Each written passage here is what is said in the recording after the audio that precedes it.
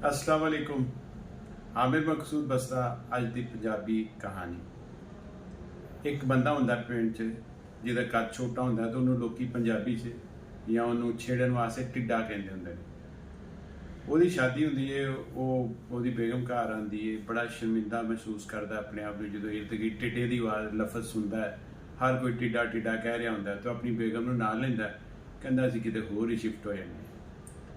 उस पैदल बेचारे चलते चलते चलते चलते सफ़र कर रहे होंगे ने। उच्चा नीवा राह होंदा है। एक जगह सामने पिंड होंदा पर उन्नी देर च रात हो गई होंदी है। दीवे किते किते बलंडे होंदे ने। ਉਹ ਤੇ ਉਹਦੀ बेगम फैसला करते हैं कि रात इत्थे किसी झाड़ी बूटी के इर्द गिर्द गुजार लेने।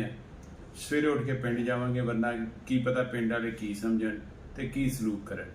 वाले बैठे गल्लां ही करन दे हुंदे ने ते पिंड वाले पासों रौला पै जांदा। एक बंदा भजदा भजदा उन्हां दे कोलों दी लंघदा, ठेडा खा के डिगदा ते उठ के नस पैंदा।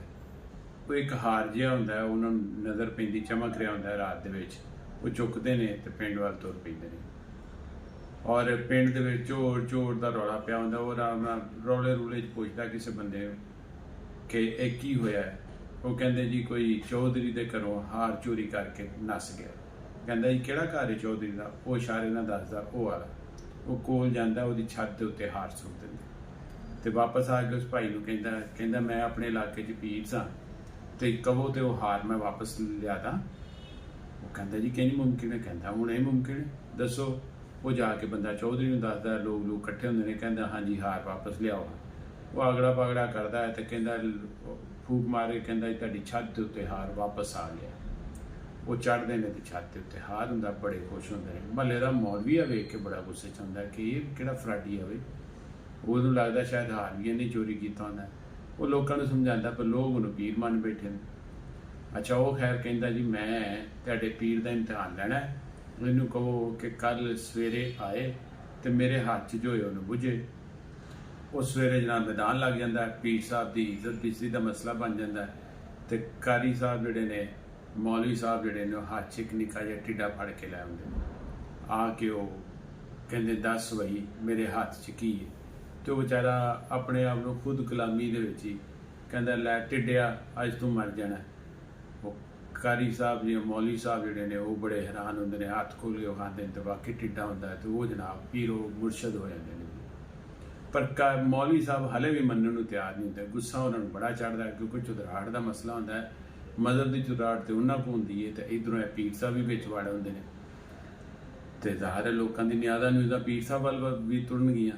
ਕਾਰੀ ਸਾਹਿਬ ਨੂੰ ਜਦੋਂ ਮੌਲਵੀ ਸਾਹਿਬ ਨੂੰ ਬੜਾ ਮਸਲਾ ਬਣਦਾ ਹੈ ਤੇ ਉਹ ਸੱਜੇ ਖੱਬੇ ਲੋਕਾਂ ਦੇ ਵਿੱਚ ਸਾਜ਼ਿਸ਼ ਵੀ ਕਰਨ ਲੱਗ ਪੈਂਦੇ ਨੇ, ਗੱਲਾਂ ਕਰਨ ਲੱਗ ਪੈਂਦੇ ਨੇ। ਹੁਣ ਉਹ ਟਿੱਡਾ ਕਹਿੰਦਾ ਮੌਲਵੀ ਕੋ ਜਾਨ ਚਕਾਣੀ ਪੈਣੀ ਹੈ।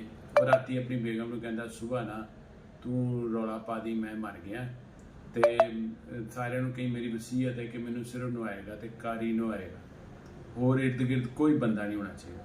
ਉਹ ਖੈਰ ਸਵੇਰੇ ਉੱਠਦੇ ਹੀ ਰੌਲਾ ਪਾ ਦਿੰਦੀ ਪੀਰ ਸਾਹਿਬ ਫੌਤ ਹੋ ਗਏ, ਪੀਰ ਸਾਹਿਬ ਫੌਤ ਹੋ ਗਏ। ਦੁਨੀਆ ਇਕੱਠੀ ਹੁੰਦੀ ਹੈ, ਉਹਨੂੰ ਨਹਾਉਣ ਧੁਆਉਣ ਦਾ ਕੰਮ ਸ਼ੁਰੂ ਹੁੰਦਾ ਹੈ ਤੇ ਉਹ ਕਹਿੰਦੀ ਜੀ ਉਹਨਾਂ ਦੀ ਵਸੀਅਤ ਸੀ ਕਿ ਨੇਕ ਆਦਮੀ ਮਹੱਲੇ ਦੇ ਕਾਰੀ ਸਾਹਿਬ ਨੇ ਤੇ ਸਿਰਫ ਉਹ ਹੀ ਇਹਨਾਂ ਨੂੰ ਨਹਾਉਣ ਤੋਂ ਹੀ ਇਹਨਾਂ ਨੂੰ ਬਗੈਰ ਕੱਪੜਿਆਂ ਤੋਂ ਵੇਖਣ।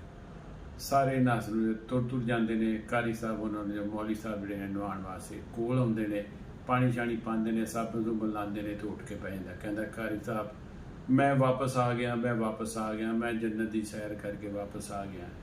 ਕਾਰੀ ਦੇ ਅੱਗੇ ਲਾ ਕੇ ਨਸ ਪੈਂਦਾ ਹੈ। ਲੋਕਾਂ 'ਚੋਂ ਪੀਰ ਸਾਹਿਬ ਬੱਲੇ ਬੱਲੇ ਹੋਰ ਹੋ ਜਾਂਦੇ ਤੇ ਅਲਹਮਦੁਲਿਲਾ ਸਾਡੇ ਮੁਲਕ 'ਚ ਵੀ ਕੁਛ ਐਸੇ ਪੀਰ ਨੇ ਜਿਨ੍ਹਾਂ ਨੂੰ ਹਰ ਮਹਿਕਮਾ ਦੇ ਦਿੱਤਾ ਜਾਂਦਾ ਹੈ। ਕ੍ਰਿਕਟ ਹੋਵੇ ਜਾਂ ਕੋਈ ਵੀ ਹੋਰ ਹੋਏ, ਅਹਿਮ ਗੱਲਾਂ ਸਾਰੀਆਂ ਕੁਛ ਪੀਰਾਂ ਦੇ ਸਪੁਰਦ ਕੀਤੀ ਜਾਂਦੀ है। अल्लाह की रहमत ना वो भी हैं जी टिड्डे ही होंगे ने। ये वाला आर्टिकल आपने देखा, ये वाशिंग वेयर जस्ट 4500 में खूबसूरत माइनर डिटेल डिज़ाइन के साथ मकसूद.pk पर लाइट ग्रीन शलवार कमीज़ ऑर्डर करें जस्ट 4500 में MAQSOOD.pk। अब आपसे इजाज़त चाहते हैं। अल्लाह हाफ़िज़।